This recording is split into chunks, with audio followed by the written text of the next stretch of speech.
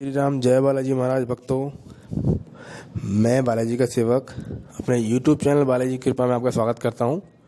मैं आज आपको बताने जा रहा हूं कि कुछ भक्तजन, कुछ लोग, कुछ माताएं बहनें इस चीज़ से परेशान हैं, लेकिन उनको मालूम नहीं चलता है।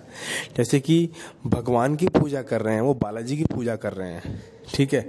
अब पूजा कर रहे हैं और या फिर देवी माता की पूजा कर रहे हैं और या भोलेनाथ की पूजा कर रहे हैं या किसी भी देवता की पूजा कर रहे हैं, लेकिन उनको कृपा तो मिल रही है, लेकिन कहीं ना कहीं कृपा उनकी रुक जाती है। उनको वो चीज़ जो वो चाहते हैं वो हो नहीं पाती है, या फिर अड़चने आती हैं। अड़चने आ के काम होता है, या फिर भगवान दर्शन दे देते हैं, बोलते हैं ये काम हो जाएगा और वो काम हो नहीं पाता है। वो क्या होता है, क्या रीज़न है, ठीक है।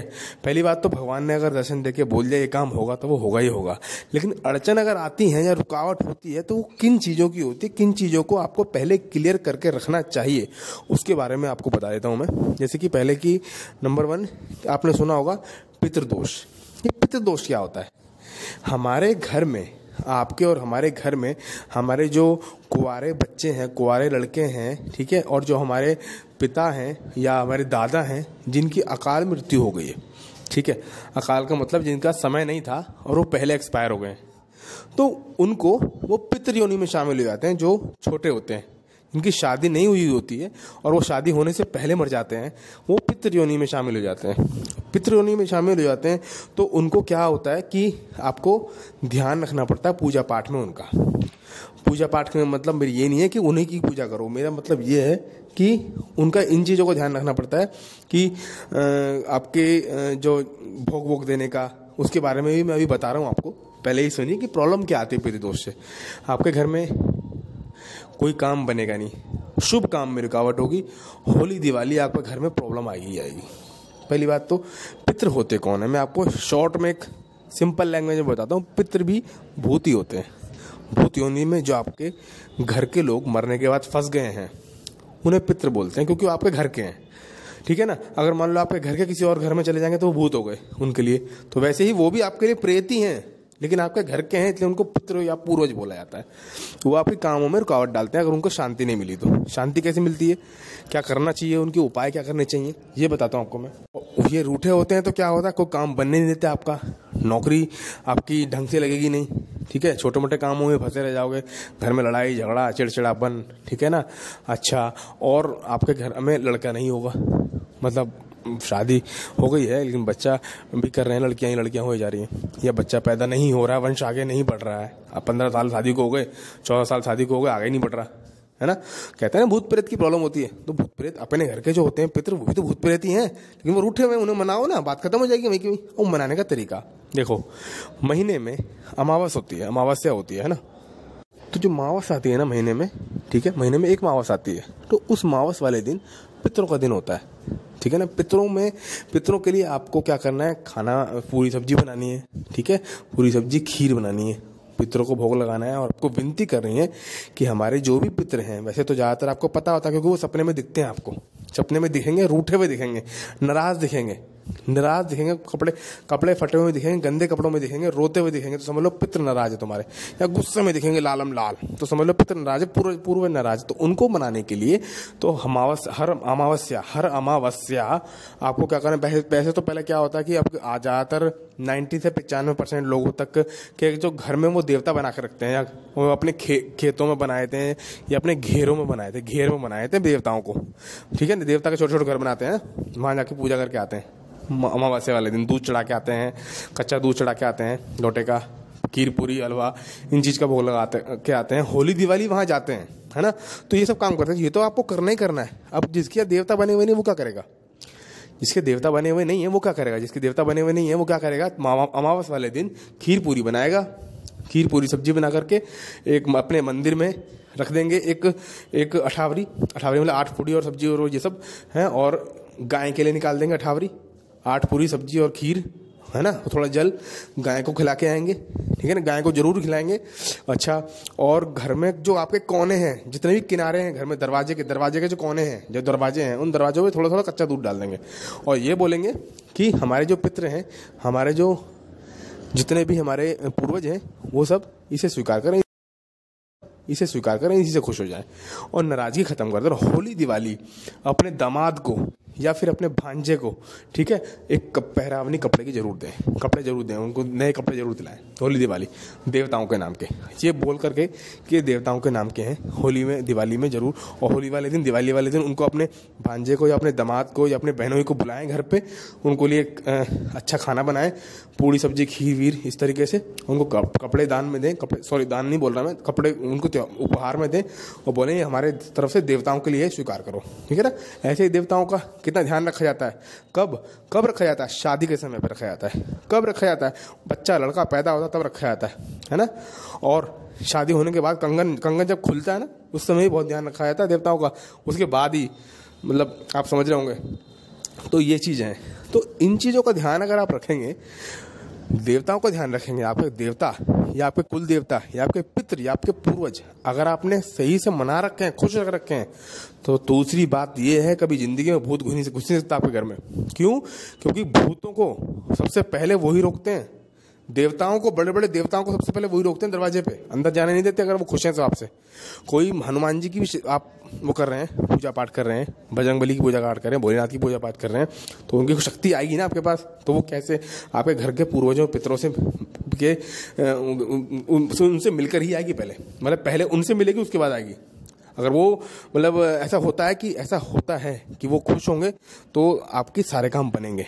बजरंगबली की पूजा करोगे तो कृपा मिलेगी, हनुमान जी की और भोलेनाथ की पूजा करोगे, माता रानी की पूजा करोगे तो कृपा मिलेगी। और आपके घर के पितर ही नाराज हैं आपसे, रूठे हुए हैं, आपने उनको उठा रखा है, तो बाहर के देवताओं की पूजा कर रहे हो आप, तो वो कैसे खुश हो जाएंगे? सोचो जरा, वो देवता जब आएंगे बाहर वाले आपके पास, पहले आपके घर के देवताओं से मिलेंगे और जब देखेंगे वो रूठे हुए हैं तो क्या आपके पास आपके काम बनेंगे? नहीं बनेंगे। तो मेरा कहने मतलब यही है कि आपके घर के जो देवता हैं, घर के जो पितृ हैं, घर के कुल देवता है, कुल देवी हैं, उनको मनाओ। उनको मनाने का तरीका जो तुम्हारे पहले पूर्वज तरीके से चला आ रहा है, उसको तरीके से सीरियल वाइज करो। किसी के यहाँ पे अपने देवताओं को मतलब बकरा वगैरह ये सब जो भी चीज़ देते हैं वो अगर वो करते हैं तो वैसे करो, उनको खुश रखना चाहिए आपको, उसके बाद भक्ति करनी चाहिए। और अपने पितृ देवता और आपके घर के देवता और आपके पूर्वज अगर खुश हैं तो वो खुश होंगे ही होंगे। और एक तरीका आपको कुछ बताता हूँ आपको किस तरह से खुश होते हैं, जो तो मैंने आपको बताया अमावस वाले दिन जो बताया करने के लिए, वो गाय के लिए सब्जी बताई, सब्जी पूड़ी निकालने के लिए बताया, गाय के पाँव छू के आने के लिए बताया। होली दिवाली दामाद को या भांजों को पहरावनी यानी कपड़े देने के लिए बताया मैंने, अपने घर पे बुला के दावत करो, उनकी कपड़े दो, उनको दक्षिणा दो, उनको पाँव छुओ उनके। और देवताओं से, अपने घर के देवताओं से विनती करो कि हमने ऐसे ऐसे ये किया है आपके लिए, जो कि बहुत छोटा सा तुच्छ मात्र है, इसी को स्वीकार कीजिए, इसी में खुश हो जाइए, ठीक है। इस तरीके से विनती करने से सारा काम होता है, ध्यान रखना। विनती एक ऐसी चीज है, हर देवता सुनता है उसको। आपने अच्छे दिल से, मन से विनती करनी है, तो इस तरीके से आपका काम बनेगा। अच्छा, और एक चीज और, जिनके घर के देवता बने हुए नहीं है, घर के कोई देवता का उन्होंने खेतों पे स्थान नहीं बना रखा है, पितृ वित्र के बारे में उनको नहीं नॉलेज नहीं है, तो एक चीज ध्यान रखना, गाय जो होती है हमारी, उसमें सारे देवी देवताओं का वास होता है। हमारी देवी बहुत बड़ी देवी होती है, हर देवता हर देवी का वास होता है उसमें। तो गाय को आपको रोज, वैसे तो देखो तरीका यही कहता है, गाय के लिए पूर्वजों ने कहा है, हमारे सबसे तो आपके पूर्वजों ने, कि गाय के लिए एक रोटी बनानी चाहिए सुबह की, जो पहली रोटी होती है वो गाय के लिए बननी चाहिए, है ना, वो गाय को दे के आनी चाहिए। तरीका ये होता है, ठीक है। अच्छा, लेकिन आजकल लोग भूल गए हैं इस चीज़ को, लेकिन गाय को रोटी देंगे आप सुबह सुबह, और गाय को हर रोज ये कर सके तो अच्छा है कि हरी हरी चीज कुछ खिलाएं सुबह सुबह। और गाय को खिलाने से गाय के अंदर सारे देवी देवता होते हैं, सारे देवी देवता खुश होंगे आपसे, और आपके जो पितृ वगैरह है ना वो भी खुश होंगे। उनको बोलो, विनती करो कि प्रभु हमें तो आपके बारे में ज़्यादा पता नहीं है, ये गाय को हम खिला रहे हैं, आप इसी रूप में आकर के इन्हीं से ही यहीं से ग्रहण करें, इसी चीज़ को ऐसे ही ग्रहण करें। तो इस तरीके से आप गाय को खिला सकते हैं, बंदरों को खिला सकते हैं, है ना। किसी के साथ बुरा ना करें, किसी को परेशान ना करें। कोई बूढ़ा बुजुर्ग दिख जाए, चलो उसको दिला दिए, 10 रुपये दे दिए, 50 रुपये दे दिए, ये सारा लिया दिया आपका काम आ जाता है। तो आपके पितृ देवताओं को या कोई भी देवताओं को मनाने का काम मात्र गाय से हो जाता है। तो गाय को आप खिला सकते हैं, लोई, सब्जी पूड़ी या कुछ भी रोज खिलाएं तो अच्छी बात है, ठीक है। बृहस्पतिवार को खिलाएं तो और भी अच्छी बात है। हरी चीज, एक साग का या तुलसी, वो कहते हैं उसका हरी चीज का कोई भी, है ना, सरसों के साग के गुच्छा एक गुच्छी लेके कुछ ही लेके वो गाय को खिला दीजिए, रोज खिलाइए, रोज नहीं खिलाए तो सदा को खिलाइए। आपके घर में लक्ष्मी आएगी, लक्ष्मी की वर्षा होगी, काम आपके सुधरेंगे। और आपको जो पितृ देवता और नाराज वगैरह हो रहे हैं ना, वो रूठे हुए जो हैं वो अपने आप मानने शुरू हो जाएंगे, आपके काम सारे बनने शुरू हो जाएंगे। गाय में सारे देवताओं का वास होता है, ध्यान रखना। अच्छा, तो ये तो वीडियो हो गई आपकी पितृ देवता, कुल देवता, कुल देवी या पूर्वजों को मनाने की। इन्हें मनाना क्यों जरूरी होता है?